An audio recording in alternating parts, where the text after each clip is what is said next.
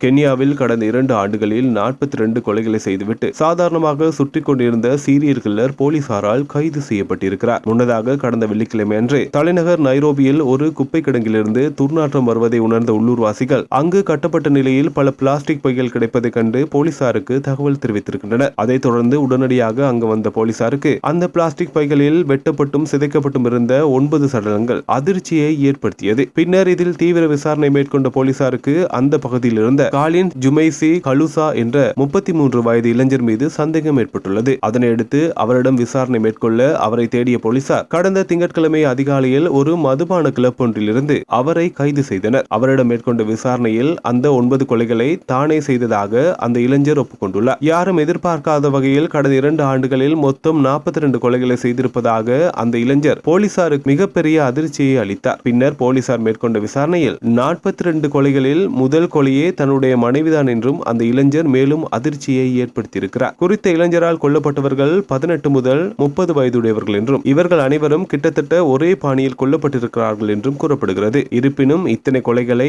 அவர் எதற்காக செய்தார் என்பது தெரியாததால் போலீசார் தொடர்ந்தும் விசாரணையில் ஈடுபட்டு வருகின்றனர். இது தொடர்பாக அந்நாட்டின் குற்றப்புலனாய்வு தலைவர் முகமது அமீன் வெளியிட்டிருக்கும் அறிக்கையில் சடலங்கள் கண்டெடுக்கப்பட்ட இடத்திலிருந்து 100 மீட்டர் தொலைவில் வாடகைக்கு தங்கியிருந்த கொலையாளியின் வீட்டிலிருந்து ஒரு கத்தி, 12 நைலான் சாக்குகள், 2 ரப்பர் கையுறைகள், ஒரு ஹார்ட் டிரைவ், 8 ஸ்மார்ட் போன்கள், பெண்கள் பயன்படுத்தும் இளஞ்சிவப்பு நிற கைப்பை, பெண்களின் உள்ளாடைகள் கைப்பற்றப்பட்டிருப்பதாக தெரிவிக்கப்பட்டுள்ளது. இந்த சம்பவம் குறித்து பேசியிருக்கும் முகமது அமீன் மனித உயிருக்கு மரியாதை தர தெரியாத மனநோய் பிடித்த சீரியல் கில்லரை கைது செய்திருப்பதாக தெரிவித்திருக்கிறார். இந்த கொடூர சம்பவமானது கென்யாவில் உள்ள பெண்கள் மற்றும் குழந்தைகள் மத்தியில் பெரும் அச்சத்தை ஏற்படுத்தியிருக்கிறது.